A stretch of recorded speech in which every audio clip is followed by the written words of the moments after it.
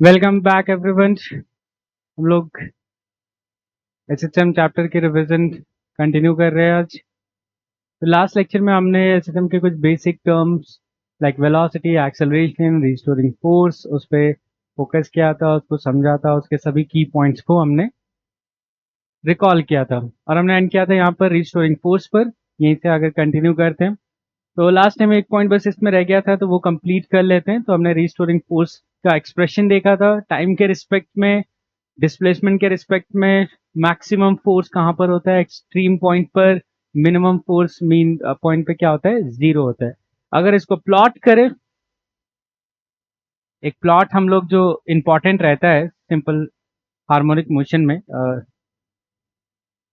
जब भी हम इसके टर्म्स की बात करते हैं तो फोर्स वर्सेस डिस्प्लेसमेंट का, फोर्स वर्सेस डिस्प्लेसमेंट का ग्राफ अगर प्लॉट करते हैं तो ये कैसा आएगा? तो अगर हमारा एक्सप्रेशन को ऑब्जर्व करें तो हमारे पास है force equal to minus k x. तो ये kind of y equal to m x है ना, y equal to minus m x का फॉर्मेट है which is a straight line function. तो स्ट्रेट लाइन कर्व आ जाएगा इस तरह से, प्लस नेगेटिव स्लोप के साथ।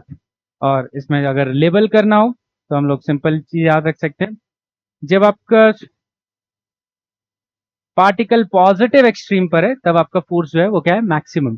बट उसका क्योंकि डायरेक्शन लेफ्ट डायरेक्शन में है, उसका डायरेक्शन लेफ्ट में है, इसलिए माइनस के ए उस टाइम पे फोर्स आएगा। फोर्स मैक्सिमम तो है बट नेगेटिव डायरेक्शन में, क्योंकि फोर्स जो होता है वो ऑलवेज मीन पोजीशन की तरफ पॉइंट करता है। तो जब ये पॉजिटिव एक्सट्रीम में होगा फोर्स नेगेटिव या लेफ्ट डायरेक्शन में होगा या नेगेटिव डायरेक्शन में होगा। वैसे जब पार्टिकल नेगेटिव एक्सट्रीम पे रहता है, जब पार्टिकल नेगेटिव एक्सट्रीम पे रहता है तो फोर्स मीन पोजीशन की टुवर्ड्स रहता है पॉजिटिव डायरेक्शन में। तो मैक्सिमम तो आता है विच इज प्लस के, जैसा हमने लास्ट टाइम देखा था मैक्सिमम वैल्यू। तो दोनों एंड पे मैक्सिमम होता है, बस डायरेक्शन का थोड़ा ध्यान रखना पड़ेगा इनकेस वो डायरेक्शन रिलेटेड भी क्वेश्चन या इंफॉर्मेशन को इंक्लूड करते हैं। तो ओवरऑल हमने ये पूरा चीज लास्ट टाइम कवर किया था। Displacement, velocity, displacement versus time, velocity versus time, acceleration versus time, velocity versus displacement, acceleration versus displacement, and final one जो इतना यूज में नहीं आता बट याद रखना बेनिफिशियल है, एक्सेलरेशन वर्सेस वेलोसिटी। आप चाहो तो उसको एक बार पॉज करके सब लोग एक बार इसको रिव्यू कर सकते हो, ताकि हम आज इस पे कुछ क्वेश्चंस करें एंड देन नेक्स्ट टॉपिक के ऊपर आगे कैरी फॉरवर्ड करें। चलो, तो आई होप सब लोगों ने इसको एक बार रीड कर लिया अच्छे से। Let's start our problem. अब कुछ प्रॉब्लम्स ट्राई कर लेते हैं प्रीवियस ईयर से। तो हमारे पास फर्स्ट क्वेश्चन है फ्रॉम जनवरी 29 2023 सेकेंड शिफ्ट का। तो question is, a particle of mass 250 gram execute simple harmonic motion under the periodic force of minus 25 x। तो अभी जो बात कर रहे थे हम रिस्टोरिंग फोर्स का, वो उसका एक्सप्रेशन दे रखा है in newton. The particle attains a maximum speed of 4 metre per second. और आपको पूछा गया है कि ऑसिलेशन में एम्पलीट्यूड क्या होगा। चलो, तो इसका एम्पलीट्यूड निकालना है। तो कुछ बेसिक चीजें पहले हम क्वेश्चन में, हमेशा बेटर होता है अगर आप क्वेश्चन पढ़ के कुछ इन्फॉर्मेशन पहले लिख लो। जैसे कि हमें पता है कि रिस्टोरिंग फोर्स जो एसएचएम में होता है वो होता है माइनस के इंटू एक्स। ठीक है, और ये अगर मैं कंपेयर करता हूं अपने गिवन इक्वेशन के साथ, तो अगर गिवन इक्वेशन के साथ कंपेयर करेंगे तो ये कितना आ जाएगा? 25। आपको दिखेगा गिवन इक्वेशन के साथ कंपेयर करने की वजह से के की जो वैल्यू है वो कितने आ गई? 25 न्यूटन पर मीटर। वैसे तो इनको मेंशन कर देना चाहिए था कि एक्स की वैल्यू जो है वो मीटर्स में है, तो it will be more accurate, but चलो हम मानते हैं कि उन्होंने यूनिट्स का ध्यान रखा हुआ है। तो ये आ जाएगा 25 न्यूटन पर मीटर के की वैल्यू। जैसे के आ गया, अब अगले स्टेप में हम लोग सॉल्व कर सकते हैं ओमेगा की वैल्यू के लिए, क्योंकि ओमेगा की हमें जरूरत पड़ेगी। तो ओमेगा होता है अंडर रूट के बाई एम। कॉमन एक्सप्रेशन जो हम लोग याद रखते हैं, एंगुलर फ्रीक्वेंसी बोला जाता है इसको। इसकी वैल्यू कितना आ जाएगा? तो के की value is 25 divided by M. Mass की वैल्यू कितना है? 250 ग्राम। अब 250 ग्राम तो डायरेक्ट नहीं पुट करना है, यूनिट्स का ध्यान रखना है बार बार। तो 1/4 kg, 250 gram is 1/4 of a kg। ये तो आपका न्यूटन पर मीटर है ही। ऑलरेडी। तो यूनिट्स का ध्यान रखें जब भी आप वैल्यूज को पुट करें। एक यही एक सिली मिस्टेक है जो आप अवॉइड कर सकते हैं, लॉन्ग टाइम में आपको बेनिफिट मिलेगा। तो ये टोटल आ जाता है 4 ऊपर जाएगा 100, तो that will be 10 radian per second which is the unit of angular frequency. तो ये आ जाएगा 10। चलो यहाँ तक पहुंच गए। अब एम्पलीट्यूड कैसे आएगा, क्योंकि यहाँ पे देखो क्या लिखा हुआ है, मैक्सिमम स्पीड कितनी है, maximum speed 4 metre per second. तो हमें पता है कि मैक्सिमम स्पीड कहाँ पर होती है, एट मीन पोजीशन हमारी स्पीड जो होती है एसएचएम में मैक्सिमम होती है, और मैक्सिमम स्पीड इक्वल टू किसके बराबर आता है, ए इंटू ओमेगा। यहाँ से सॉल्व कर सकते हैं। तो maximum speed is 4, amplitude is a, angular speed is 10, और यहाँ से एम्पलीट्यूड आ जाएगा 0.4। अब जैसे मैंने बताया कुछ लोग सिर्फ कैलकुलेशन पे ध्यान देते हैं बहुत ज़्यादा, लेकिन वो भूल जाते हैं यूनिट्स का ध्यान रखना। तो यहाँ पर आने के बाद अब कई लोग अब ऑप्शन नहीं है, ये इंटीजर टाइप है, तो एटलीस्ट आइडिया लग जाता है कि इस आंसर में कुछ गड़बड़ है। बट अगर ऑप्शन में होता है तो बहुत सारे लोग 0.4 टिक करके ही आगे बढ़ जाएंगे सेंटीमीटर्स में, जबकि ये ध्यान रखना है कि आंसर मीटर्स में आए और हमें पूछा है सेंटीमीटर्स में।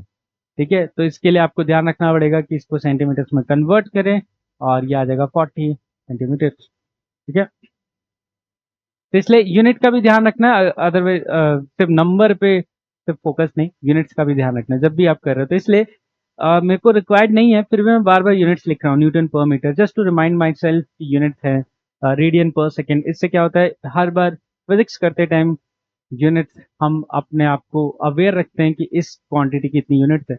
आगे चल के जो इलेक्ट्रोमैग्नेटिज्म वाला पार्ट है, वहां पर यूनिट्स एक बहुत बड़ा कुछ लाइक इशू क्रिएट हो जाता है अगर हमने यूनिट्स को ध्यान से नहीं याद रखा या यूनिट्स को प्रैक्टिस नहीं किया।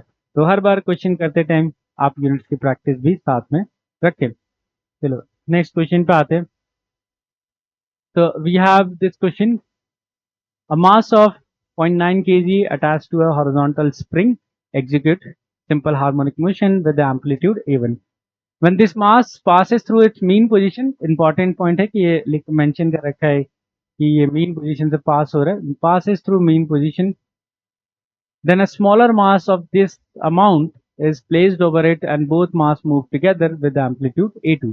तो एक ब्लॉक ऑलरेडी ऑसिलेट कर रहे हैं, उसके ऊपर एक दूसरा छोटा ब्लॉक रख दिया और दोनों साथ मिलके ऑसिलेट कर रहे हैं।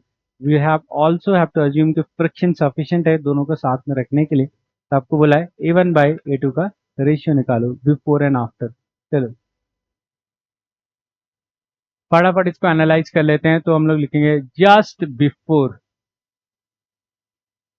बिफोर जब हमने ब्लॉक को प्लेस किया, एंड जस्ट आफ्टर जब ब्लॉक को प्लेस किया। तो जस्ट आफ्टर,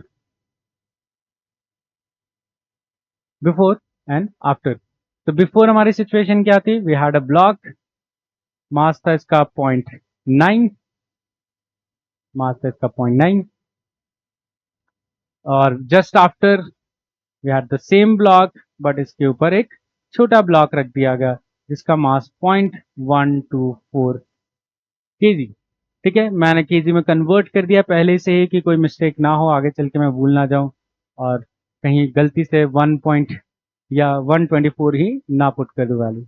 अब according to question, just before जब ये मीन पोजीशन पे था, तो जस्ट बिफोर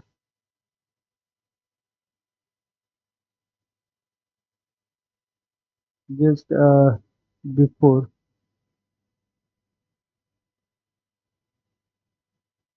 एक बार वापस लिख लेते हैं, just before block of mass 0.9 KG. Okay, अब जस्ट बिफोर जैसा इसमें क्वेश्चन में मेंशन किया गया है कि आपका ब्लॉक जो है मीन पोजीशन पे, जब ये मीन पोजीशन से पास हो रहा होगा तो इसके पास मैक्सिमम स्पीड होगी and that speed is equal to A omega. तो यहाँ पर हम मान लेते हैं कि इसकी स्पीड राइट नाउ कितना होगा, a1 ओमेगा 1। मैं इसलिए मेंशन कर रहा हूँ क्योंकि एम्पलीट्यूड स्टार्टिंग में a1 था और ओमेगा 1 इसका एंगुलर फ्रीक्वेंसी मान लेते हैं। एंड जस्ट आफ्टर, है ना, जस्ट आफ्टर अगर हम लोग ऑब्जर्व करें जब ब्लॉक को रख दिया गया तो इसकी एंगुलर फ्रीक्वेंसी चेंज हो जाएगी। क्यों चेंज हो जाएगी, क्योंकि सिस्टम का मास चेंज हुआ है। तो एंगुलर फ्रीक्वेंसी जो होता है वो कितना होता है, अंडर रूट के बाय एम। अब के तो चेंज नहीं हुआ which is spring constant in this case, वो तो चेंज नहीं हो रहा क्योंकि स्प्रिंग में कोई भी चेंजेस नहीं है, बट जो आपका मास है सिस्टम का ऑसिलेटिंग का वो चेंज हो रहा है, इसलिए ओमेगा चेंज हो जाएगा and that leads to change in obviously amplitude also. तो यहाँ पर अब जो स्पीड लिखेंगे ए टू ओमेगा टू। किसी के दिमाग में आ सकता है सर आफ्टर में भी ये मीन पोजीशन पे ही क्यों लिख रहे हो आप, लाइक आफ्टर रखने के बाद तो आगे चला जाएगा, यू आर राइट, रखने के बाद आगे चल जाएगा। We are talking about just before and just after scenario. Just before मतलब रखने से जस्ट मोमेंट पहले और मोमेंट बाद, तो उतने मोमेंट बाद ऑब्वियसली अभी भी वो मीन पे होगा, ठीक है, अभी भी मीन पोजीशन पे होगा। चलो अब यहाँ पे जो हम कंसेप्ट लगाने वाले हैं, क्योंकि at mean position external force zero होगा, ये पूरा जो प्रोसेस है जिसमें ब्लॉक रख रहे हैं इसमें एक्सटर्नल कोई भी एक्सटर्नल फोर्स नहीं है, तो according to conservation of linear momentum, momentum initial जो होगा वो बराबर होगा मोमेंटम फाइनल के, मोमेंटम फाइनल के। हम मोमेंटम जो है वो कंजर्व कर सकते हैं, momentum initial and final conserve कर सकते हैं, और यहाँ पे ये कॉन्सेप्ट यूज करेंगे, तो चलो कंजर्व करते हैं। तो इनिशियल मोमेंटम कितना था, इनिशियल मास था 0.9, इनिशियल स्पीड था a1, इनिशियल स्पीड था a1, और ओमेगा कितना था, तो ओमेगा कितना होता है रूट के बाय एम, तो के बाय मास वापस से लिख दिया 0.m। ये आपका हो गया initial momentum, mass into velocity. उसी के साथ इक्वल करेंगे फाइनल मास, तो फाइनल मास दोनों का एडिशन हो जाएगा, तो 0.9 प्लस 0.124। अब इतना स्पेसिफिक नंबर क्यों दिया आपको थोड़ी देर में पता चलेगा, ये आपकी हेल्प के लिए ही दे रखा है इतना स्पेसिफिक नंबर। तो टोटल मास हो जाएगा 1.024, ये आपका टोटल मास हो गया। और फाइनल वेलोसिटी कितना है just after a two into omega. अब ओमेगा टू की वैल्यू, ये तो चेंज नहीं हुआ जैसे मेंशन किया, बट क्या चेंज हो गया, मास, टोटल मास चेंज हो गया, कितना हो गया टोटल मास 1.024। इस तरह से हम एक्सप्रेशंस में वैल्यू पुट कर सकते हैं। अब इसको सिंप्लीफाई करते हैं, सिंप्लीफिकेशन के टाइम कुछ चीजें दोनों साइड से डिवाइड हो जाएंगी, which is root cam divide हो जाएगा। अब देखो यहाँ पर 0.9 है, डिनोमिनेटर में रूट का 0.9 है, तो इन दोनों का डिवीजन होगा तो रूट 0.9 बचेगा न्यूमरेटर में। वैसे यहाँ 1.024 है, 1.024 है, 1.024 है, और यहाँ पर डिनोमिनेटर में रूट में 1.024 है, तो दोनों का जब डिवीजन होगा तो रूट में न्यूमरेटर में बच जाएगा 1.024।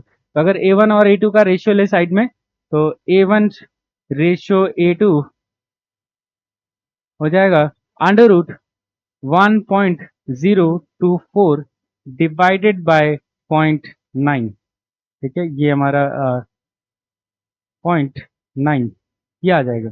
इसको सिंप्लीफाई करेंगे तो ये आ जाएगा 10.24 डिवाइडेड बाय 9, या आप पूरा लिख दो चाहो तो, अगर हमने डेसिमल हटा दिया 1024 डिवाइडेड बाय 900, तो 1024 इज 32, 900 इज 30। अब देख समझ पा रहे हो कि ये स्पेसिफिक नंबर क्यों दिया था, इतना स्पेसिफिक नंबर 0.124 इसीलिए दिया था क्योंकि ये 32 का परफेक्ट स्क्वायर रूट है। तो इससे आपको सॉल्व करने में इजी हो जाता है, ये बन जाएगा 16 डिवाइडेड बाय 15। और अगर आप फॉर्मेट देखोगे, हमें जिस फॉर्मेट में a1/a2 का रेशियो लाना है, तो ये क्या हो जाएगा 16/16 माइनस 1। इसका मतलब अल्फा की वैल्यू, देयरफॉर अल्फा कितना 16, ठीक है। ये बहुत कॉमन क्वेश्चन है, मैं चाहूंगा कि इसके जो स्टेप्स है उसको याद रखो, ठीक है। सवाल का आंसर नहीं याद रख पाएंगे क्योंकि सवाल की वैल्यू चेंज हो सकती है, बट स्टेप्स तो याद रख सकते हैं। आपके हर पीवाईक्यू के क्वेश्चन के साथ यही करना है, उसके स्टेप्स को याद रखना है। तो इस तरह का सवाल आता है तो स्टेप याद रखना है, मोमेंटम कंजर्व करना है। चल, आई होप सब लोगों को क्लियर हो। The position, velocity and acceleration of a particle executing simple harmonic motion are found to be have magnitude 4, 2 or 16 in SI unit at certain instant. The amplitude of motion is root x meter where x is. तो April 9, 2024 second shift का ये question है, चलो करते हैं, very easy formula अच्छे से recall करके। तो एट एनी टाइम टी, तो at any time T, at any time T, ऐसा मेंशन कर रखा है, कोई भी रैंडम टाइम टी। आपका जो डिस्प्लेसमेंट है from mean position is 4 metre, ठीक है, डिस्प्लेसमेंट 4 मीटर। उस पॉइंट पे जो स्पीड है वो 2 मीटर पर सेकेंड, और उस टाइम पे जो एक्सेलरेशन है वो 16 metre per second square, I guess इस तरह से दे रखा है एट अ सर्टेन इंस्टेंट। चलो अब यहाँ से सॉल्व करते हैं एम्पलीट्यूड के लिए। चलो एम्पलीट्यूड के लिए निकालने के लिए पहले हम ओमेगा के लिए सॉल्व करते हैं। तो हम यूज कर सकते हैं, हमारे पास एक्सेलरेशन वर्सेस डिस्प्लेसमेंट का एक एक्सप्रेशन है which is acceleration equal to minus omega square x, ठीक है। अब एक्सेलरेशन की वैल्यू यहाँ पर 16 है, और क्योंकि हम मैग्नीट्यूड वाइज कर रहे हैं तो ऑब्वियसली हम लोग मॉड लेके करेंगे। तो अगर यहाँ पे मॉड लेते हैं तो यहाँ पर भी हमें मॉड ओमेगा स्क्वायर एक्स लिख सकते हैं। अब ये नहीं कि सर माइनस साइन कहाँ चला गया, आप समझो ना इस बात को, ये जो वैल्यू दे रखा है ये तो मैग्नीट्यूड दिया है, तो हम यहाँ पे मैग्नीट्यूड वाल लेके हम सॉल्व करेंगे, क्योंकि डायरेक्शन चाहो तो आप वो तो अलग हो सकता है, कभी पॉजिटिव के साइड कभी नेगेटिव के साइड, बट मैग्नीट्यूड दिया है तो सिर्फ मैग्नीट्यूड की वैल्यू 16, ओमेगा स्क्वायर और एक्स की वैल्यू 4, और यहाँ से मुझे जो दिख रहा है ओमेगा स्क्वायर आ जाएगा, या ओमेगा स्क्वायर 4 आ जाएगा, जिससे ओमेगा की वैल्यू आ जाएगी 2 रेडियन पर सेकेंड, ठीक है, 4 का रूट। तो ये आ गया ओमेगा। क्यों निकाला ओमेगा आपको अगले स्टेप में समझ में आएगा, क्योंकि हमारे पास एक और एक्सप्रेशन है जो कल हमने सॉरी लास्ट वीडियो में हमने समझा था, which is velocity versus position का एक्सप्रेशन। तो यहाँ पे वेलोसिटी वर्सेस पोजीशन का एक्सप्रेशन यूज कर सकते हैं, ओमेगा अंडर रूट ए स्क्वायर माइनस एक्स स्क्वायर, ठीक है। तो यहाँ वेलोसिटी कितना दिया है ऐसा यूनिट में 2, हमने ओमेगा भी निकाल लिया था 2 अंडर रूट ए स्क्वायर, और हमारा जो अभी राइट नाउ पोजीशन है वो कितना है 4 स्क्वायर। यहाँ से सॉल्व करेंगे तो हमारा आंसर आ जाएगा, तो 2 से 2 डिवाइड हो गया, तो यहाँ बचा 1, दोनों साइड स्क्वायर कर दिया, ए स्क्वायर माइनस 4 स्क्वायर, तो a square equal to 1 + 8 which is equal to 9। तो ए की वैल्यू 3 ऑब्वियसली मीटर्स में कर देना है। बट ये आंसर बोला ना रूट एक्स में रिप्रेजेंट करना है, तो कई बार आंसर आने के बाद सिली मिस्टेक कर देते हैं, तो इसको हम क्या लिख सकते हैं, √9।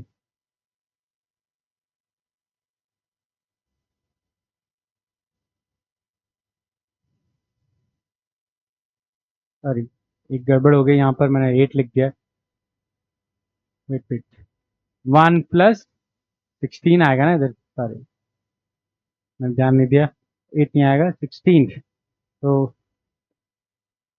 ए इक्वल टू कितना आ गया √17। चलो तो इसको कन्वर्ट करने की जरूरत नहीं पड़ी, रूट में ही आंसर आ गया हमारा, तो therefore x equal to 17, ठीक है। चलो क्लियर है सबको, इस तरह से आप एक्सप्रेशन को यूज करके बहुत इजीली सॉल्व कर सकते हो। डेफिनेटली थोड़ी प्रैक्टिस चाहिए to get confidence, but super easy है अगर आपने बस एक बार इसमें बहुत अच्छे से प्रैक्टिस कर ली, पीवाईक्यूज की, थ्योरम्स के, ये आपके लिए बहुत इजी हो जाएगा।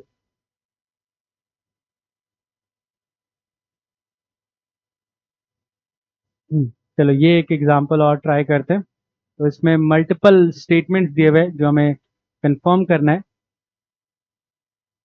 तो 2 ब्लॉक सिस्टम है, फ्रिक्शनलेस टेबल है, और स्प्रिंग कांस्टेंट के दिया हुआ है विद लोअर ब्लैक, और फिर block, the system is slightly displaced and release then the option पूछा है, ठीक है। तो हमारे पास इस तरह का कुछ सिस्टम है, आप देख पा रहे हो, ब्लॉक के ऊपर ब्लॉक रखा हुआ है, ब्लॉक के ऊपर ब्लॉक, दोनों के बीच में फ्रिक्शन है, और इंपॉर्टेंट पार्ट की सरफेस पे कोई फ्रिक्शन नहीं है, ठीक है, सरफेस पे कोई फ्रिक्शन नहीं है, सरफेस पर कोई फ्रिक्शन नहीं, ठीक है। सरफेस पे फ्रिक्शन दे दे तो एक और डिफिकल्टी लेवल इसमें ऐड हो जाता है। चलो एक एक करके सारे स्टेटमेंट हम रीड आउट करेंगे।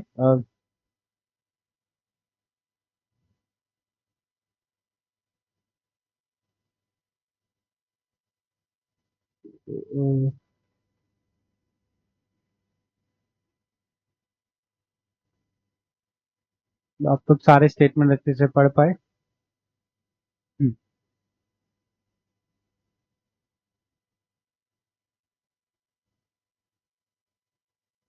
पहला statement, time period of the block is this value.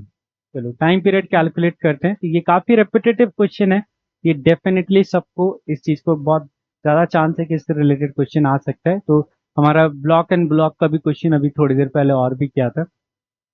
तो टाइम पीरियड निकालने के लिए विल स्टार्ट फ्रॉम सॉल्विंग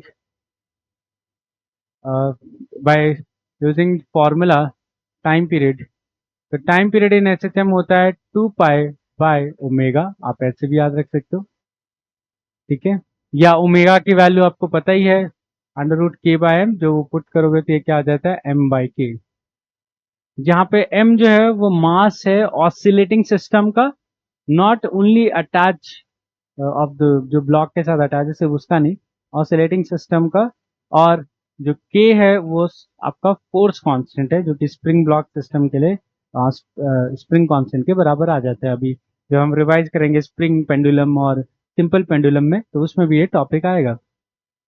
चलो, तो इससे हमें दिखता है कि टाइम पीरियड जो हो जाएगा वो कितना हो जाएगा, 2 pi under root m, total mass जो ऑसिलेट हो रहा है वो capital M plus small m divided by spring constant की हो जाएगा। तो ये हमारा फर्स्ट स्टेटमेंट ट्रू हो जाएगा। यहाँ से क्लियरली दिख रहा है कि टाइम पीरियड सही दिया हुआ है, तो this statement is true. Next question क्या लिखा है, the acceleration of the blocks is K x by M plus m, और x जो है वो डिस्प्लेसमेंट है ब्लॉक का। चलो एक्सेलरेशन निकालना है ब्लॉक का, तो चलो एक्सेलरेशन, अब क्योंकि सारे पार्टिकल जो है वो ऑसिलेट कर रहे हैं, बी ऑप्शन के लिए, अगर आपके ये जो दोनों ब्लॉक्स हैं वो सिंपल हार्मोनिक मोशन कर रहे हैं, तो हमें ऑलरेडी पता है कि सिंपल हार्मोनिक मोशन में एक्सेलरेशन कितना होता है, माइनस ओमेगा स्क्वायर एक्स। दोनों ब्लॉक के लिए, दोनों ब्लॉक का एक्सेलरेशन ही होगा माइनस ओमेगा स्क्वायर एक्स, ठीक है। तो अगर सिर्फ यहाँ पे मैग्नीट्यूड पूछा है तो हम लोग सिर्फ मैग्नीट्यूड लिख देते हैं। तो मैग्नीट्यूड ऑफ एक्सेलेरेशन क्या होगा, ओमेगा स्क्वायर, तो ओमेगा की वैल्यू क्या हो जाएगी, अंडर रूट के बाय टोटल मास। रिमेंबर मास लिखते टाइम वो पूरा मास लेना है जो ऑसिलेट कर रहा है, तो इसलिए यहाँ पर भी ये आएगा, इसका स्क्वायर इंटू एक्स। तो यहाँ पर क्या आ जाएगा, K x upon capital M plus small m. तो ये सेकेंड स्टेटमेंट भी ट्रू हो रहा है, acceleration is also equal to K x by M plus m. Third पूछा है, magnitude of frictional force on the upper block is, ठीक है, अपर ब्लॉक पे कितना फ्रिक्शनल फोर्स लग रहा होगा ये पूछा है। तो चलो सी पार्ट के लिए, अपर जो ब्लॉक है इस पे फ्रिक्शन फोर्स निकालने के लिए एक काम करते हैं, इसका फ्री बॉडी डायग्राम ड्रॉ कर लेते हैं। तो free body diagram is like this, ठीक है, और ये इस डायरेक्शन में राइट नाउ लेट्स से कि किसी भी टाइम टी पर ये इस डायरेक्शन में एक्सेलरेटेड है, जो एक्सेलरेशन हमने ऊपर कैलकुलेट कर लिया। अब अपर ब्लॉक को तो मूव करने के लिए जो फोर्स रिस्पॉन्सिबल है वो फ्रिक्शन ही है, तो इस पे जो फ्रिक्शन एक्ट कर रहा होगा उस मोमेंट पे वो फ्रिक्शन ऐसे कुछ एक्ट कर रहा होगा, क्योंकि एक ही फोर्स है जो उसको एक्सेलरेशन प्रोवाइड कर सकता है। तो अगर ब्लॉक का एक्सेलरेशन राइट साइड है किसी टाइम टी पर, वैसे तो जैसे बताया आपको ये और कंटिन्यूसली क्या करता है, ऑसिलेट करता है। तो ठीक कर लेते हैं एक बार, ब्लॉक एक्सेलरेशन राइट साइड, इस पे लगने वाला फ्रिक्शन जो लगेगा वो भी राइट साइड होगा, और क्योंकि दोनों के बीच स्लिपिंग नहीं हो रही, दोनों साथ में ऑसिलेट कर रहे हैं, तो इसकी वजह से इनके बीच में स्टैटिक फ्रिक्शन होगा। और ये फ्रिक्शन की वैल्यू बहुत इजीली कैलकुलेट कर सकते हो आप। इस फ्रिक्शन की वैल्यू हो जाएगी न्यूटन सेकेंड लॉ की वजह से force equal to mass into acceleration. तो फोर्स है आप इक्वल टू मास की वैल्यू m, और एक्सेलरेशन जैसे हमने ऊपर कैलकुलेट कर लिया k x upon M plus small m. तो ये this is the amount of friction जो अपर ब्लॉक पे एक्ट कर रहा होगा, और ये डेफिनेटली मैच नहीं कर रहा हमारे सी ऑप्शन के साथ, तो सी ऑप्शन गलत है, ठीक है। एक जरूर इसमें एक सिली मिस्टेक या कह लो कंसेप्चुअल मिस्टेक होता है कई सारे स्टूडेंट से, कि जब फ्रिक्शन की वैल्यू पूछा जाता है तो आप फ्रिक्शन की वैल्यू लिख देते हो म्यू इंटू नॉर्मल, एक कॉमन मिस्टेक है जिसका ये फायदा उठाने की कोशिश कर रहे हैं। म्यू इंटू नॉर्मल जो है वो आपका फ्रिक्शन की वैल्यू नहीं है, ये लिमिटिंग फ्रिक्शन की वैल्यू है। जो दोनों ब्लॉक्स में अभी फ्रिक्शन एक्ट कर रहा होगा वो स्टैटिक फ्रिक्शन होगा और उसकी वैल्यू म्यू इंटू नॉर्मल नहीं होती। ये फ्रिक्शन चैप्टर में भी आपको काफी अच्छे से समझाया जाता है, तो इसका ध्यान रखिएगा कि आप म्यू इंटू एन ना यूज करें स्टैटिक फ्रिक्शन के लिए। काइनेटिक फ्रिक्शन अगर लग रहा होता, स्लाइडिंग हो रही होती, तो जरूर हम यूज कर सकते हैं mu into normal kinetic friction के लिए, बट स्टैटिक फ्रिक्शन के लिए नहीं यूज कर सकते हैं। अगला क्वेश्चन है maximum amplitude of the upper block का एम्पलीट्यूड क्या रहे ऑसिलेशन का, इस तरह से ऑसिलेट हो रहा है ताकि वो स्लिप ना करे। अच्छा सवाल, ये अलग से भी एक क्वेश्चन आ सकता है, इसमें भी आया, तो इसका आंसर करके देखते हैं। तो अपर ब्लॉक पे फिर से ध्यान लगाते हैं सी ऑप्शन के लिए। तो ये हमारे पास अपर ब्लॉक है, ठीक है, और ये लोअर ब्लॉक है कैपिटल एम। अब हमें पता है कि अगर दोनों के एक्सेलरेशन को मार्क किया जाए तो अपर ब्लॉक का एक्सेलरेशन ए, अब क्योंकि दोनों साथ में, हाँ, दोनों क्या रहे साथ में ऑसिलेट कर रहे हैं, इसका मतलब दोनों का acceleration at all point same रहेगा, ठीक है, ऑल पॉइंट सेम रहेगा अगर ऑब्वियसली दोनों के बीच में कोई भी स्लिपिंग नहीं हो रही। तो ऐसा मेंशन क्या है कि इट डज नॉट स्लिप, उसके लिए निकालना है वैल्यू। तो अब नीचे वाला ब्लॉक, अगर हमें पता है कि एक्सेलरेशन की जो, और इस पे फ्रिक्शन अगर दिखाया जाए तो अगर किसी मूवमेंट पर, जैसे मैंने बताया कि अगर ऊपर वाले ब्लॉक पे फ्रिक्शन, स्टैटिक फ्रिक्शन जो है वो राइट साइड है, तो उसी सेम टाइम पे वो फ्रिक्शन नीचे वाले ब्लॉक पे लेफ्ट साइड होगा। Not like important, not necessary कि आप ये सब लिखे, बट जस्ट फॉर नॉलेज इस क्वेश्चन में आप लिख सकते हैं। जैसे देखोगे इस पे अगर न्यूटन सेकेंड लॉ लगाते हो तो न्यूटन सेकेंड लॉ क्या आएगा, static friction equal to mass into acceleration, और यहां से आपको एक्सेलरेशन का वैल्यू मिल जाएगा static friction divided by mass m, ठीक है। और स्टैटिक अगर आपको मैक्सिमम निकालना है, अगर मैं पूछूं कि मैक्सिमम एक्सेलरेशन कितना हो सकता है, मैक्सिमम एक्सेलरेशन हो सकता है maximum friction divided bye m। इससे ज्यादा तो हो ही नहीं सकता क्योंकि एक्सेलरेशन अपर ब्लॉक का सिर्फ और सिर्फ मास पे डिपेंडेंट है ना।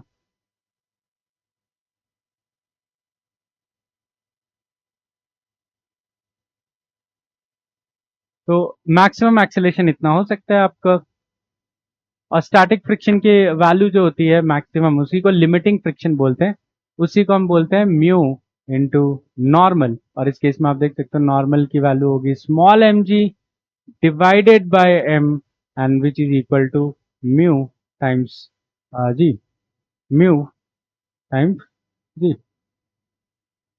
ये मैक्सिमम एक्सेलरेशन है जो फ्रिक्शन की वजह से आ सकता है, और क्योंकि ये ऑसिलेशन कर रहा है तो हमें पता है कि ऑसिलेशन में जो मैक्सिमम एक्सेलरेशन होता है वो कितना होता है, omega square r, sorry omega square a. तो आपका जो आप कह सकते हो कि ओमेगा स्क्वायर की वैल्यू कितना होना चाहिए, म्यू जी, तो यहाँ पर ये एम्पलीट्यूड मैक्सिमम आ जाएगा। तो हम लोग मैक्सिमम एक्सेलेरेशन होगा omega square A into maximum amplitude, और यहाँ से आप कैलकुलेट कर सकते हो कि मैक्सिमम एम्पलीट्यूड इक्वल टू आएगा mu square, sorry mu g by omega square. और ओमेगा स्क्वायर तो हमें पता ही है कितना होता है, k by m, k by m. ये आपका आ गया मैक्सिमम एम्पलीट्यूड इतना हो सकता है। तो मैच करें हम लोग ऑप्शन के साथ सिंप्लीफाई करके, तो capital M small m mu into g divided by k, और इससे आपको दिखेगा हमारा ऑप्शन सही है, डी ऑप्शन भी सही है। लास्ट बचा maximum frictional force can be, जो अभी हमने कैलकुलेट कर लिया है ना, ये तो हम इसी के साथ बता सकते हैं कि मैक्सिमम फ्रिक्शनल फोर्स है ना, जो मैक्सिमम फ्रिक्शनल फोर्स हो सकता है वो कितना हो सकता है, mu m g, which is also called limiting friction. ये इसकी वजह से ये वाला ऑप्शन भी क्या हो जाता है, रॉन्ग हो जाता है। तो ये वाला ऑप्शन, ये वाला ऑप्शन रॉन्ग हो जाता है आपका। तो हमारा सही आंसर जो आ जाता है option A statement, B statement and D statement correct है। तो ये इंडिविजुअल लेवल पे एक एक सवाल बन सकते हैं, तीन क्वेश्चन एक क्वेश्चन में क्लब करके दे रखा है। तो अगर आप इनके ये जो स्टैंडर्ड क्वेश्चन है क्योंकि रिपीटेटिव है, अगर ये याद रखते हो आप लोग इसके रिजल्ट को, तो आप पेपर में काफ़ी फास्ट सॉल्व कर पाओगे। नहीं तो आपको तीनों को सॉल्व करने में फिर टाइम ज़्यादा लग जाएगा। ठीक है, तो कुछ रिजल्ट्स याद रख सकते हैं, जैसे ब्लॉक एंड ब्लॉक अगर ऐसे कनेक्टेड है तो कितना उसमें मैक्सिमम एम्पलीट्यूड हो सकते हैं।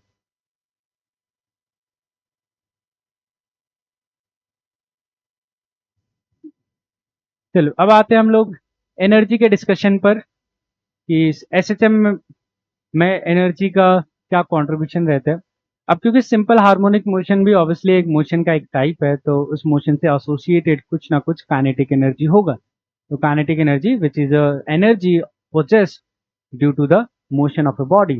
दूसरा जो रीस्टोरिंग फोर्स है, आप नोटिस करोगे आपके जो रीस्टोरिंग फोर्सेस हैं, तो रीस्टोरिंग फोर्सेस जो है वो उसका फॉर्मेट क्या होता है, माइनस के एक्स। और आप नोटिस करोगे कि माइनस के एक्स जो है ये फॉर्मेट जो है वो कंजर्वेटिव कंजर्वेटिव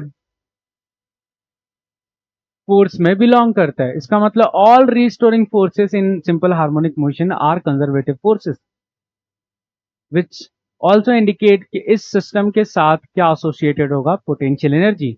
हमने एक वर्क फॉर एनर्जी में कॉन्सेप्ट सीखते हैं कि जब भी किसी भी कंजर्वेटिव फोर्स के अगेंस्ट सिस्टम में अगर वर्क होता है तो वो as a potential energy store हो जाता है इनसाइड द सिस्टम, और जिस एनर्जी को हम पोटेंशियल एनर्जी बोलते हैं। ठीक है, ये अलग अलग फॉर्म में हो सकता है, जैसे इलास्टिक पोटेंशियल एनर्जी भी हो सकता है, ग्रेविटेशनल भी हो सकता है, इलेक्ट्रोस्टैटिक भी हो सकता है, बट पोटेंशियल एनर्जी स्टोर होगा क्योंकि work is being done against conservative force. तो अगर किसी भी सिस्टम में इंटरनल कंजर्वेटिव फोर्स एग्जिस्ट करते हैं तो वहां पे पोटेंशियल एनर्जी स्टोर होगी। तो हमारे पास एसएचएम में दो टाइप की एनर्जी पोजेस्ट होती है, एक kinetic energy because of motion, एक potential energy because of internal conservative forces. इसको मोर एक्यूरेटली लिखना चाहिए मुझे, इंटरनल इंटरनल कंजर्वेटिव फोर्सेस।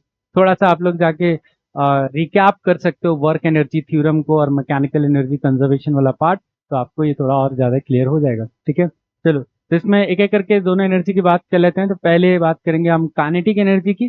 तो काइनेटिक एनर्जी जो होता है वो इन जनरल होता है हाफ एम वी स्क्वायर, और हमें पता है कि v की वैल्यू है ना, v की वैल्यू एसएचएम में होती है ओमेगा अंडर रूट ए स्क्वायर माइनस एक्स स्क्वायर। तो जिससे आपकी काइनेटिक एनर्जी का फॉर्मूला हो जाता है हाफ एम ओमेगा स्क्वायर ए स्क्वायर माइनस एक्स स्क्वायर। चाहो तो आप ये एम ओमेगा स्क्वायर को, चाहो तो हम एम ओमेगा स्क्वायर की जो वैल्यू है उसको के भी रिप्लेस कर सकते हैं। तो ये जो पूरा टर्म है इट कैन रिप्लेस विद के, और आपका फॉर्मूला हो जाएगा हाफ के ए square minus x square if required. तो आप आंसर में एम ओमेगा स्क्वायर भी हो सकता है फ्रंट में, या के भी हो सकता है, डिपेंड्स ऑन। और यहीं से हम लोग ऑब्जर्व कर सकते हैं कि काइनेटिक एनर्जी मीन पर मैक्सिमम होगा, या तो स्पीड मैक्सिमम से समझ लो या यहाँ से समझ लो, और मिनिमम कहाँ पे होगा, एक्सट्रीम पर, जिसकी वैल्यू क्या होती है, जीरो। और काइनेटिक एनर्जी मैक्सिमम कितना होगा, तो वो हम देख सकते हैं। मैक्सिमम काइनेटिक एनर्जी के लिए आपको यहाँ पे एक्स जीरो करना है, तो काइनेटिक एनर्जी मैक्सिमम हो जाएगा हाफ के ए स्क्वायर, और ये कहाँ पे होगा, एट मीन पोजीशन। तो हाफ के ए square is maximum kinetic energy which is at mean position, और मिनिमम ऑब्वियसली जीरो, क्योंकि एक्सट्रीम पोजीशन पे क्या आ जाता है, रेस्ट पे आ जाता है फॉर अ मोमेंट, तो मिनिमम जीरो हो गया। तो ये हो गया काइनेटिक एनर्जी। अगर इसी को हमें टाइम के रिस्पेक्ट में लिखना है, क्योंकि ये तो हमारा पोजीशन के रिस्पेक्ट में हो गया, सम टाइम्स आपको अगर टाइम के रिस्पेक्ट में पुट करना है, तो हमें पता है कि हमारा जो एक्स का एक्सप्रेशन होता है, एक्स का एक्सप्रेशन क्या होता है सिस्टम में, ए साइन ओमेगा टी।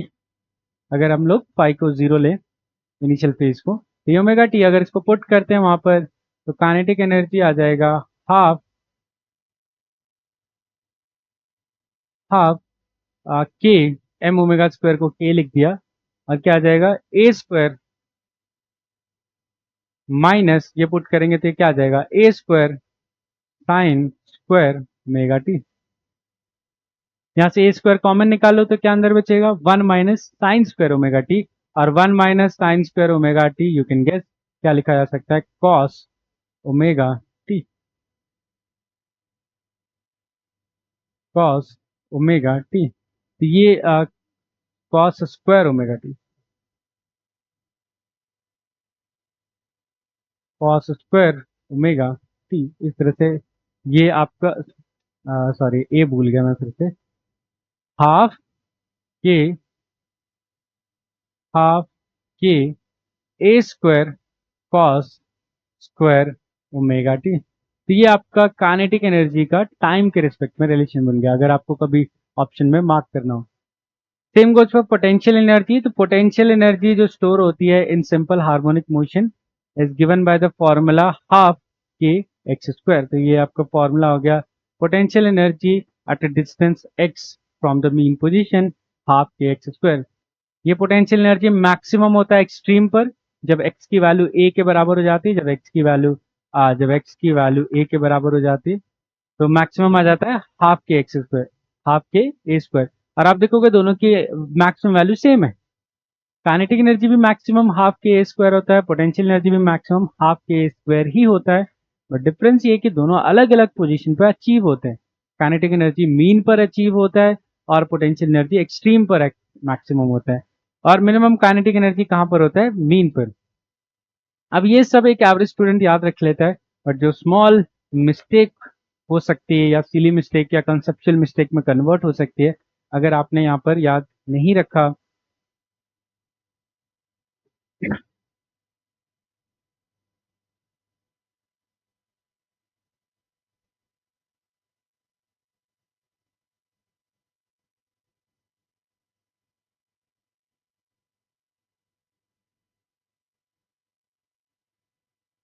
अगर आपने एक चीज याद नहीं रखी, दैट इज कि पोटेंशियल एनर्जी का फॉर्मूला एक्चुअली हाफ के ए स्क्वायर प्लस क्या आता है?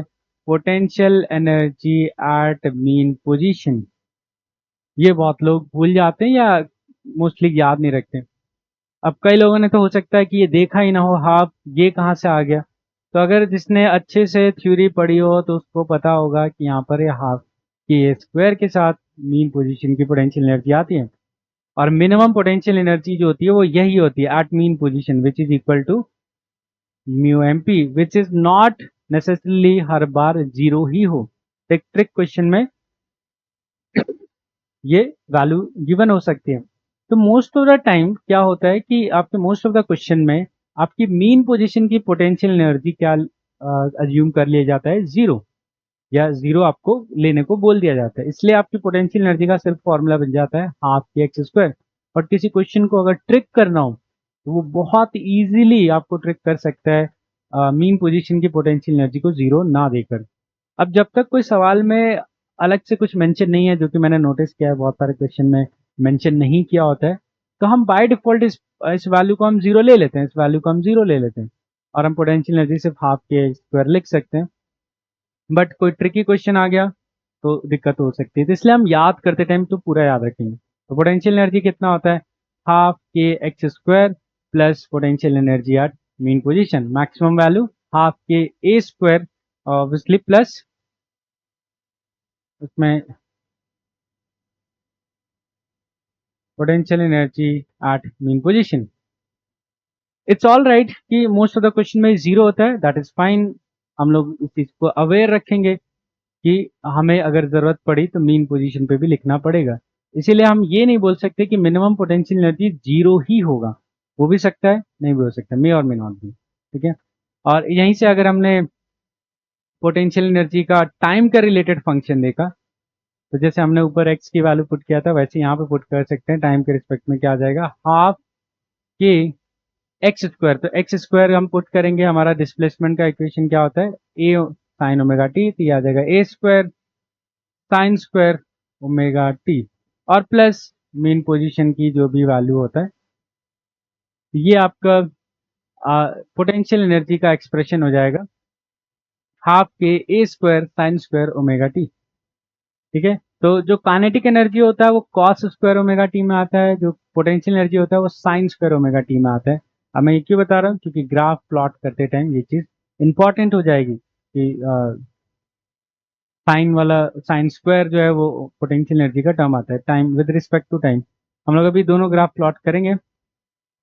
टोटल एनर्जी अब दोनों का समीशन है, काइनेटिक प्लस पोटेंशियल। तो आप दोनों को ऐड कर सकते हो तो आपको टोटल एनर्जी मिल जाएगा। तो अगर हमने टोटल एनर्जी के लिए दोनों को ऐड किया, kinetic energy plus potential energy. अब काइनेटिक एनर्जी जैसे ऊपर डिराइव किया था हाफ के, है ना, हाफ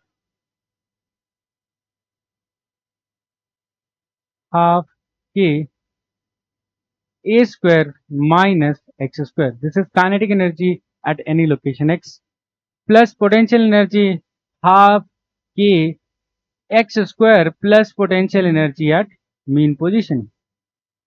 दोनों को ऐड करेंगे तो आपको दिखेगा ये वाला टर्म जो है, ये वाला टर्म यहाँ से ये पूरा माइनस साइन से कैंसिल हो जाएगा या आपको सब्ट्रैक्ट हो जाएगा। तो हमारे पास जो बचेगा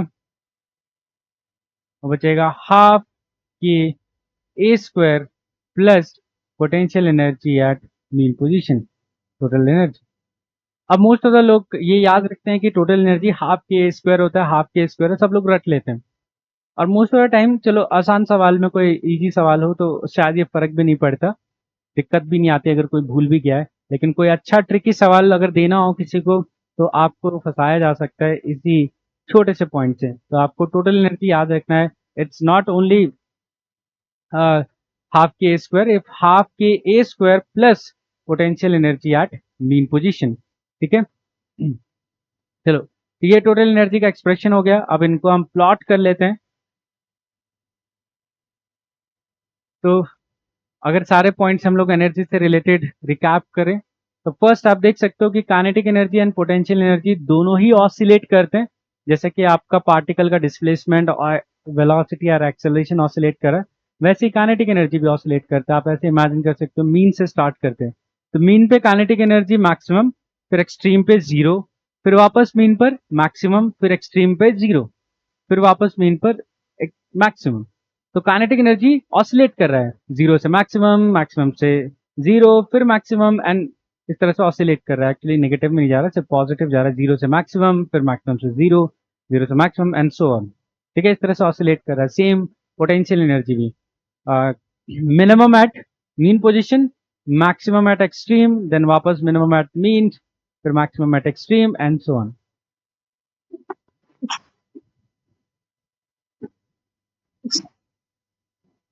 ओके, तो दोनों ही केस में काइनेटिक एनर्जी या पोटेंशियल एनर्जी क्या करते हैं, ऑसिलेट कर रहे हैं।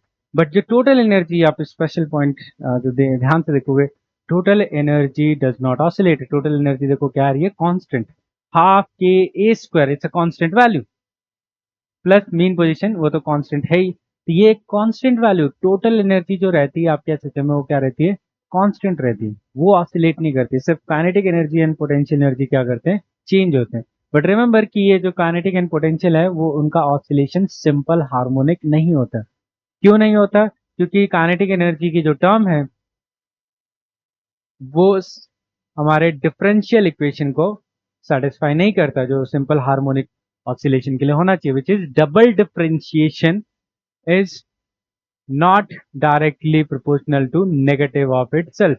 ये नहीं आता है। अगर ये आ जाता है तो हम बोलते हैं कि काइनेटिक एनर्जी जो है वो सिंपल हार्मोनिकली ऑसिलेट करता है।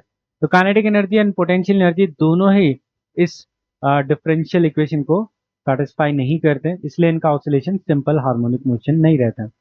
दूसरा, इनकी फ्रीक्वेंसी जो है ऑसिलेशन की, फ्रीक्वेंसी तो होगी ना, क्योंकि पीरियोडिक तो है ही, हार्मोनिक सिंपल हार्मोनिक नहीं है बट हार्मोनिक तो है ही, ऑसिलेशन तो है ही। तो फ्रीक्वेंसी ऑफ ऑसिलेशन जो है काइनेटिक एंड पोटेंशियल का वो डबल होता है आपके पार्टिकल के ऑसिलेशन का। तो अगर पार्टिकल की फ्रीक्वेंसी 50 हर्ट्ज है तो काइनेटिक एंड पोटेंशियल के ऑसिलेशन का 100 हर्ट्ज होगा, डबल ऑफ द पार्टिकल। और वो इसलिए क्योंकि जब पार्टिकल एक ऑसिलेशन कंप्लीट कर रहा है तब उसी सेम टाइम में आपका kinetic energy and potential energy दो ऑसिलेशन कंप्लीट कर ले रहे हैं।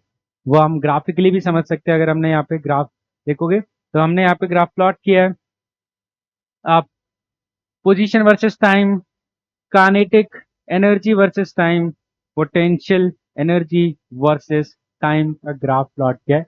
ये ग्राफ प्लॉट अगर आपका, तो मैंने यहाँ पर ऑब्वियसली फाइव फेज नॉट की वैल्यू जो है वो जीरो लिया, यहाँ पर फेज कांस्टेंट की वैल्यू जीरो कंसीडर किया है, इसलिए आपका ग्राफ जो है, पोजीशन का जो ग्राफ है वो आया है इस तरह से साइन कर्व। ठीक है, तो मीन से फिर एक्सट्रीम, तो हमें पता है कि t/4 टाइम में ये एक्सट्रीम पे पहुंच जाता है t/2 में, वापस मीन पर 3t/4 पर, 3t/4 पर, ये वापस से नेगेटिव एक्सट्रीम पर, और फाइनली टी पर वन ऑसिलेशन कंप्लीट हो जाता है। आई एम नॉट सेइंग कि ग्राफ यहीं फिनिश हो जाता है, ग्राफ तो आगे कंटिन्यू रहेगा, यहाँ से रिपीट होता रहेगा। वैसे ही अब काइनेटिक एनर्जी का ग्राफ ड्रॉ करें तो काइनेटिक एनर्जी का ग्राफ जैसे बताया था उसमें, सॉरी उल्टा लिख दिया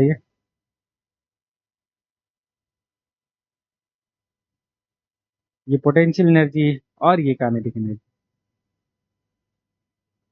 तो पोटेंशियल एनर्जी का अगर ग्राफ जो है वो क्या आता है आपका साइन स्क्वायर स्क्वायर आता है, उसके इसके साइंस जो एक्सप्रेशन है टाइम के रिस्पेक्ट में उसमें साइन स्क्वायर आता है। तो मतलब जो पोटेंशियल एनर्जी का ग्राफ होगा वो साइन स्क्वायर का होगा, और साइन स्क्वायर का ग्राफ इस तरह से आता है, दो इस तरह से कर्व आ जाते हैं, तो साइन स्क्वायर का ग्राफ ये है। तो आप देख सकते हो जब पार्टिकल एक ऑसिलेशन कर रहा है, इनके दो ऑसिलेशन कंप्लीट हो जा रहे हैं, पोटेंशियल एनर्जी के दो ऑसिलेशन कंप्लीट हो जा रहे हैं, क्योंकि पोटेंशियल एनर्जी का टाइम पीरियड यहीं पर फिनिश हो जा रहा है, क्योंकि यहाँ से उसका रिपीटिशन स्टार्ट हो जा रहा है।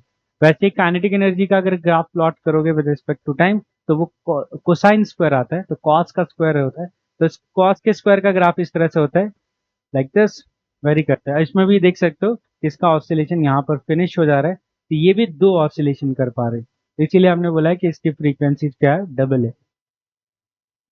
नेक्स्ट पॉइंट कि एवरेज वैल्यू, जो एवरेज काइनेटिक एनर्जी है, जो एवरेज पोटेंशियल एनर्जी है फॉर वन फुल ऑसिलेशन, तो वो आती है 1/4 के ए स्क्वायर। ठीक है, ये हम लोग इंटीग्रेट करके निकालते हैं। अगर हमें एवरेज काइनेटिक एनर्जी निकालना है तो उसका एक्सप्रेशन ये होता है इंटीग्रेशन के D T divided by integration D T, zero से वन टाइम पीरियड, जीरो से वन टाइम पीरियड। तो आप जब ये इंटीग्रेशन कंप्लीट करोगे, जो कि हम आगे चल के कई सारे चैप्टर्स में करते भी है, तो आप इंटीग्रेशन करोगे तो आपको ये मिल जाएगा कि आपका जो एवरेज वैल्यू है काइनेटिक एंड पोटेंशियल दोनों की सेम आती है, विच इज 1/4 के स्क्वायर। सम लाइक काफी क्वेश्चन में ये यूज हो जाता है। लास्ट हम लोग पॉइंट जो लिखेंगे वो है हमारा ग्राफ, जो कि एनर्जी वर्सेस पोजीशन की ग्राफ हम लोग बनाएंगे। तो एनर्जी वर्सेस पोजीशन की ग्राफ,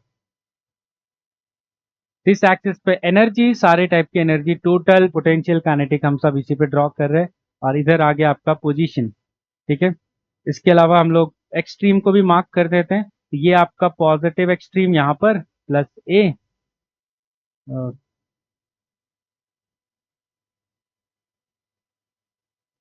और यहाँ पर आपका नेगेटिव एक्सट्रीम माइनस है। चलो इसको थोड़ा सा और एक्सटेंड कर देते हैं। तो एक्सट्रीम, नेगेटिव एक्सट्रीम वाली लाइन ये है, पॉजिटिव एक्सट्रीम वाली लाइन ये है। तो अगर हम काइनेटिक एनर्जी का ग्राफ ड्रॉ करें, या पहले पोटेंशियल से शुरू कर लेते हैं, तो पोटेंशियल एनर्जी का फॉर्मूला क्या होता है, हाफ के एक्स स्क्वायर। यहाँ पे लिख देता हूँ पोटेंशियल एनर्जी जो आएगी,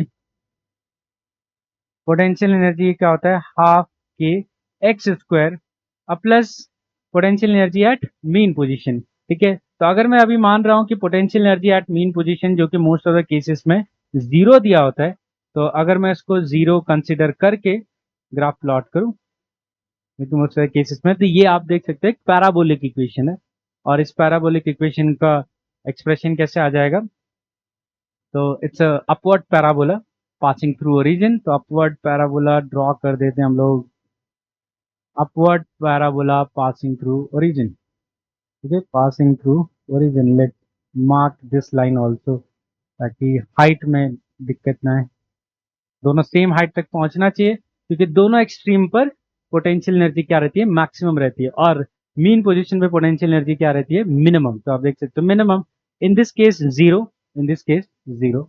अब काइनेटिक एनर्जी का हम लिखें, तो काइनेटिक एनर्जी का भी सेम तरीके से इसमें प्लॉट कर दें।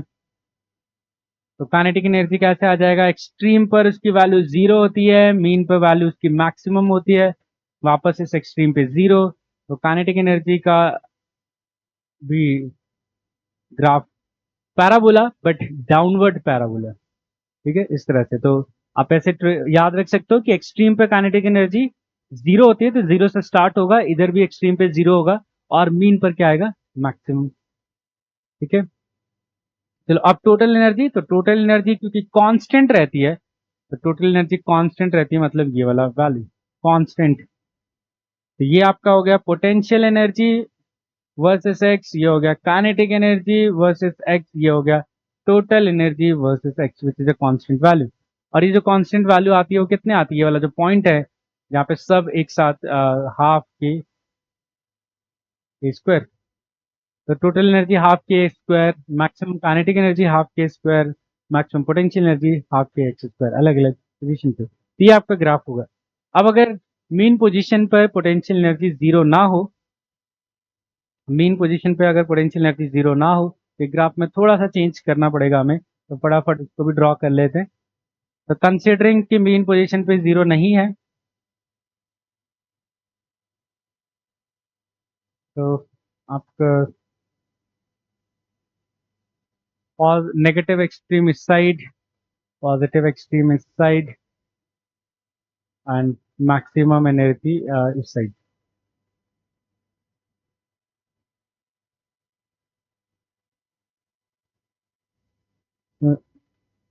ओके, तो काइनेटिक एनर्जी तो सेम आएगा, क्योंकि काइनेटिक एनर्जी को कोई फर्क नहीं है कि पोटेंशियल एनर्जी की नेगेटिव वैल्यू है कि नहीं है। थोड़ा सा और अच्छे से बना देते हैं ताकि पीक वैल्यू जो है हमारा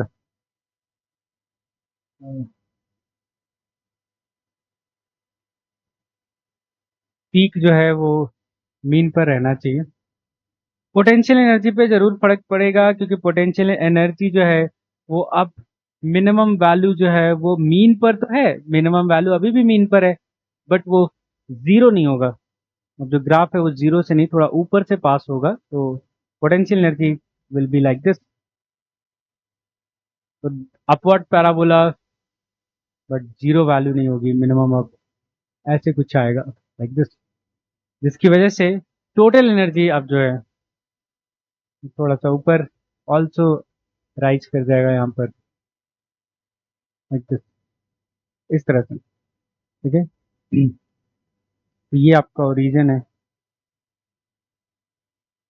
ये हो गया पोटेंशियल एनर्जी, ये हो गया काइनेटिक एनर्जी, और अगेन टोटल एनर्जी कांस्टेंट है, बट मीन पोजीशन पे वैल्यू लिया तो वजह से ऊपर, तो इस तरह से हो जाएगा। अब ये तो जो दोनों वैल्यूज हैं वो मैच नहीं करेगा, क्योंकि ये मैक्सिमम काइनेटिक एनर्जी जो है वो हाफ के ए स्क्वायर है, बट आपकी टोटल एनर्जी जो है वो बढ़कर इस केस में होगी हाफ के ए square plus potential energy at mean position.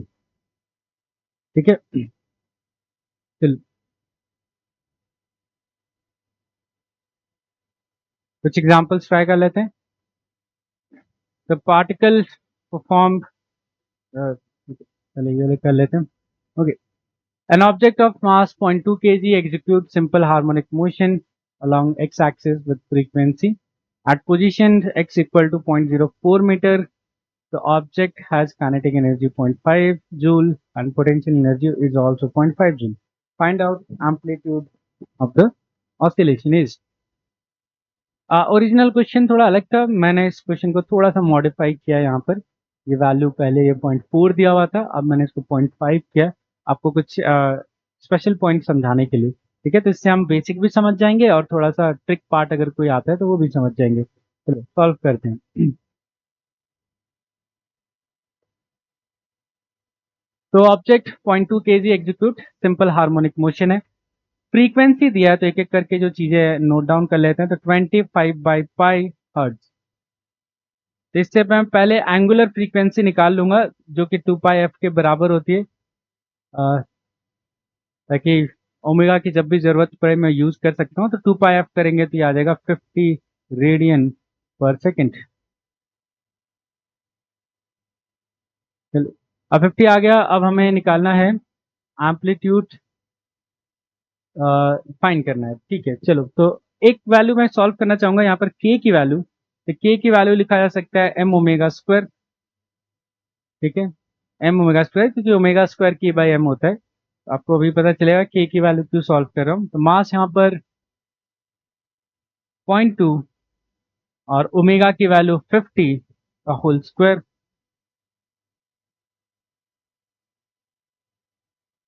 ये आ जाएगा 500 न्यूटन पर मीटर।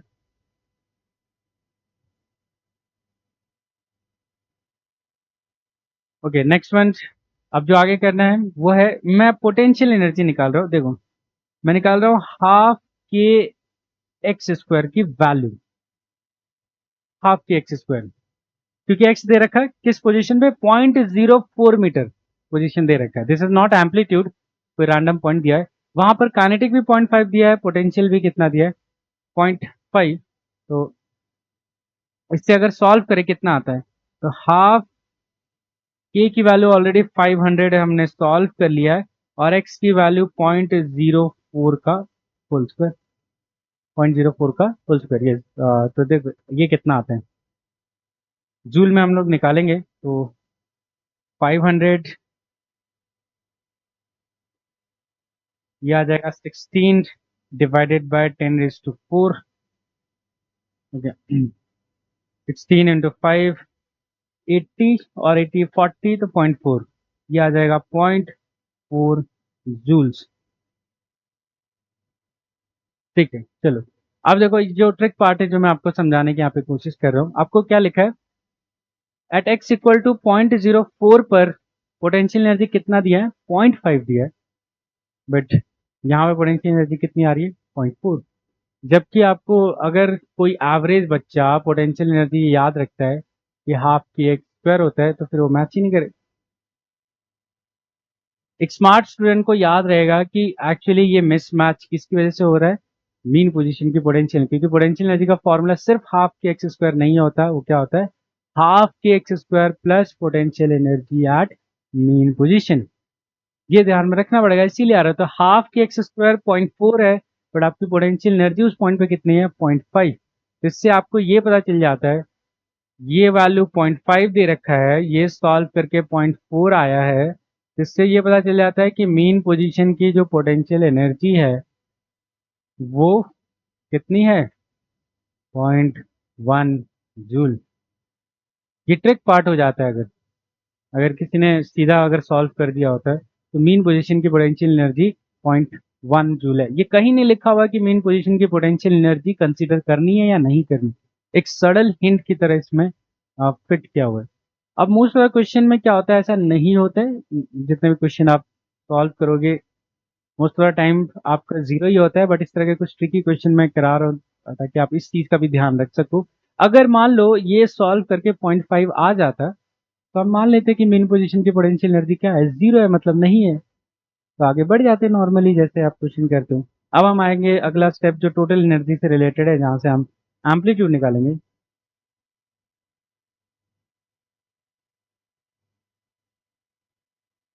हाफ के ए स्क्वायर, तो अब टोटल एनर्जी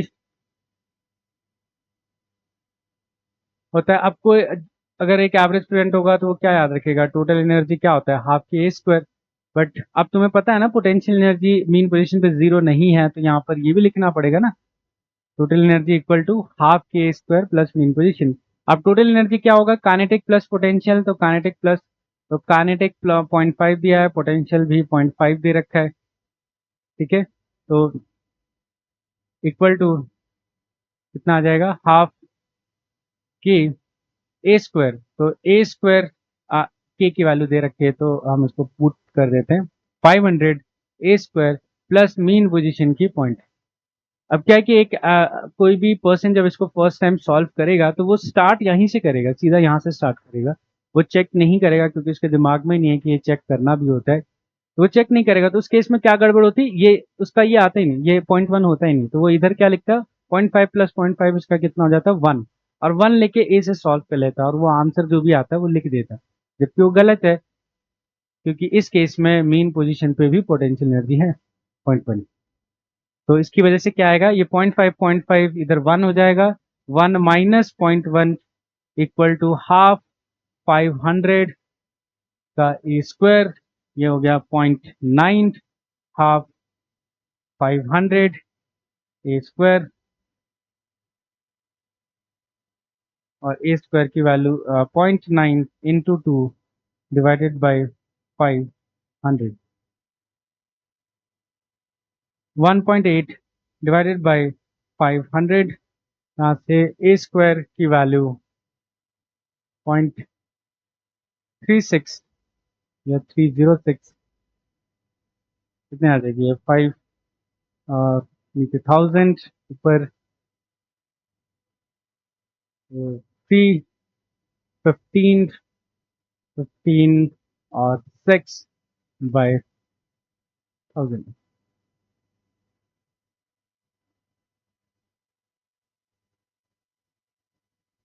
इससे ये हमारे पास जो भी आ जाता है रिजल्ट मीटर्स में, सबके 6 यूनिट में लेकर, ठीक है। तो ये एक एग्जांपल बस मैं आपको बता रहा हूँ यहाँ पर कि आपको ध्यान रखना पड़ता है।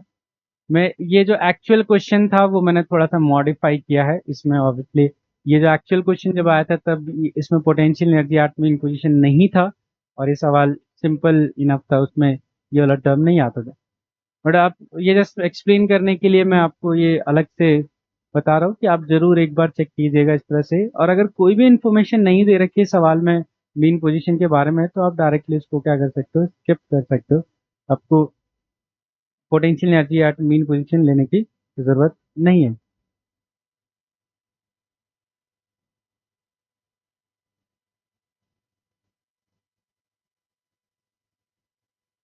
फिर इस पे क्वेश्चन पे वापस आते हैं। Particle perform simple harmonic motion with amplitude A, its speed is increased to 3 times at an instant when its displacement is 2a by 3. New amplitude of the motion कितना हो। Very good question and repetitive question ये है, तो इसके steps को अगर हम याद रखें तो हमारा टाइम सेव होगा वहां पर। चलो स्टार्ट करते हैं इसको। चलो पहले तो स्पीड निकाल लेते हैं, बहुत सारे तरीके से किया जा सकता है, जो भी पहला थॉट आ जाए सॉल्व करना शुरू कर देते हैं। तो जैसे स्पीड होगा ओमेगा अंडर रूट ए स्क्वायर माइनस, और जिस पोजीशन पे ये बता रखा है तो 2a/3 पर बता रखा है, इसका स्क्वायर कर देंगे तो हमें दिख रहा है यहाँ पर ओमेगा यहाँ पर कितना आ जाएगा 4 9 - 4 √5, तो ये आ जाएगा √5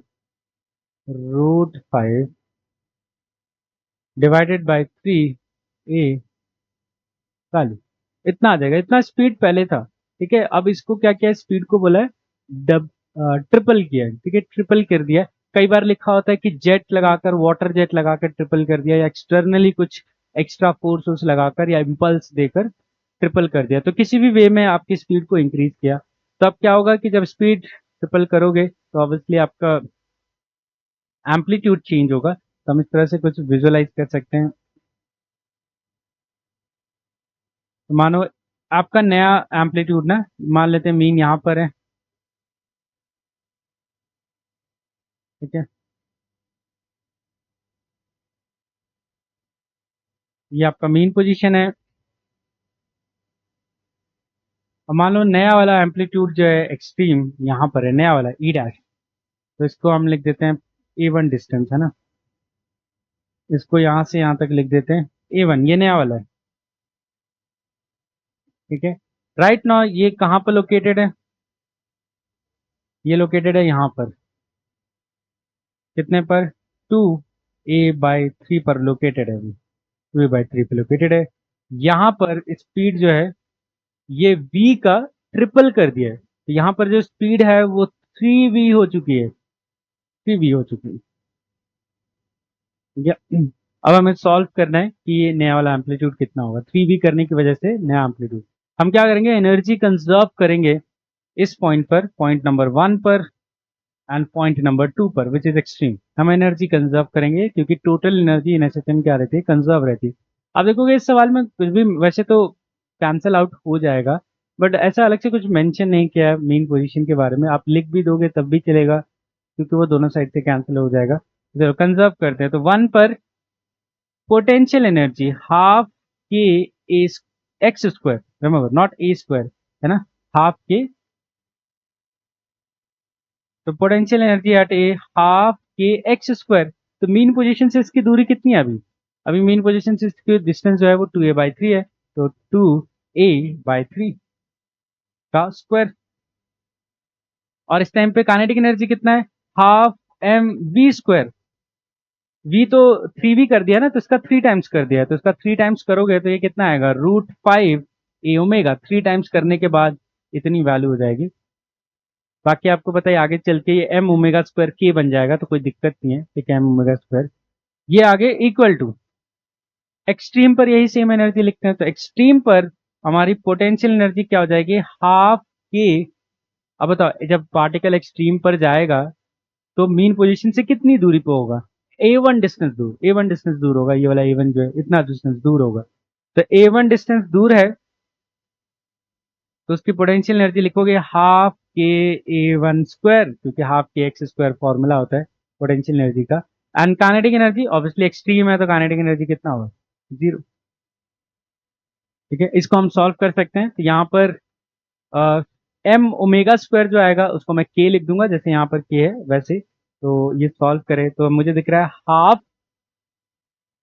दोनों साइड से कॉमन आके डिवाइड हो जाएगा। के देखो यहाँ पर के है, यहाँ पर एम ओमेगा स्क्वायर है, वो के बन जाएगा, और यहाँ पर भी के है तो वो भी डिवाइड हो जाएगा। तो अगले स्टेप में हम लोग लिख देंगे, क्या बचेगा यहाँ पे, 4/9 ए स्क्वायर, यहाँ पे बचेगा 5 ए स्क्वायर, और उधर बचेगा सिर्फ a1। इधर बचा 4/9 ए स्क्वायर, यहाँ पे बचा 5 ए स्क्वायर, और इक्वल टू वहां पे कुछ भी नहीं बचा था, सिर्फ बचा था a1 स्क्वायर। ठीक है, तो 9 5 45 45 plus 4 49/9 A square equal to a1 square. तो a1 स्क्वायर की जो वैल्यू हो जाएगी वो कितना आ जाएगा, 7/3 रूट लेंगे, तो आपका नया एम्पलीट्यूड जो हो जाएगा वो 7/3। और अगर आप इक्वेशन के अकॉर्डिंग देखोगे तो हमारा आंसर चाहिए था NA/3 के फॉर्मेट में, तो NA/3 के जो फॉर्मेट आएगा उसकी अकॉर्डिंग देयरफॉर रिक्वायर्ड n की वैल्यू कितना हो जाएगा, 7। ठीक है, चलो तो आप एनर्जी की इक्वेशन को भी ऐसे अप्लाई कर सकते हो। नेक्स्ट आगे आगे हम लोग नेक्स्ट वीडियो में कंटिन्यू करेंगे, आप इस पे प्रैक्टिस कीजिए, इस पे जितने भी क्वेश्चंस हो सके PYQ से सॉल्व कीजिए। इंपॉर्टेंट है कि एंड में आप लोग PYQ का वेटेज जो सॉल्विंग का टाइम है वो स्पेंड करें। कोई भी डाउट्स आता है आप कमेंट सेक्शन में मेंशन करें, मैं इसको नेक्स्ट क्लास में आपको एक्सप्लेन कर दूंगा।